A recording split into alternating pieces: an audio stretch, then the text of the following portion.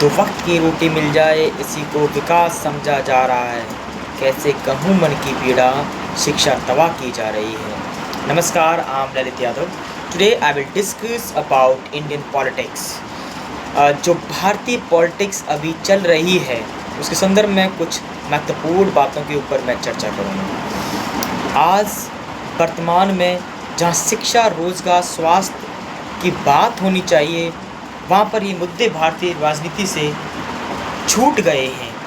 21वीं शताब्दी चल रही है, जो अपने आप में इन मुद्दों को महत्वपूर्ण स्थान देना चाहिए, वहाँ पर भारतीय राजनीति बिल्कुल भी इन मुद्दों की तरफ उनका ध्यान नहीं है। सही कहते हैं कि एक कहानी के माध्यम से मैं समझाता हूँ कि भारतीय राजनेता आज के सादृश्य में क्या कर रहे हैं।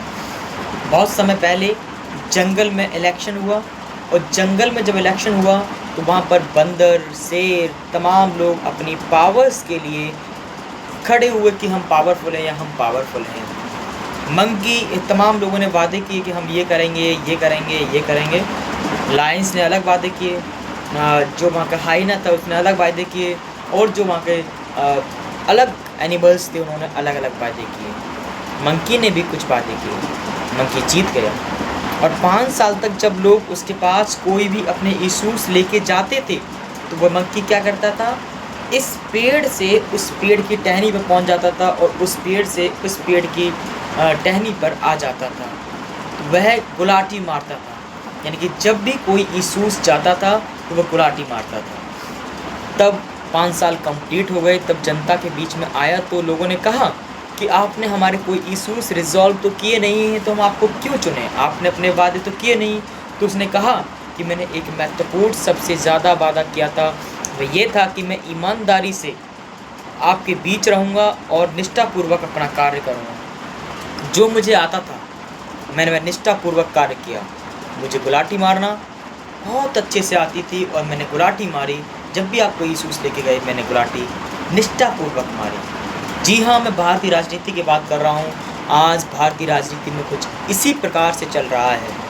राजनेता आते हैं, अपनी बातों को कहते हैं और कहते हैं कि हम ये करेंगे, शिक्षा देंगे, रोज़गार देंगे, स्वास्थ्य देंगे, रोडों की फैसिलिटी देंगे, तमाम वादे करते हैं। लेकिन 5 सालों तक ऐसा लगता है जैसे मानो युवा और जनता तमाम लोग उनके पीछे भाग रहे हैं और ये मुद्दे उनकी वादों में शामिल नहीं थे।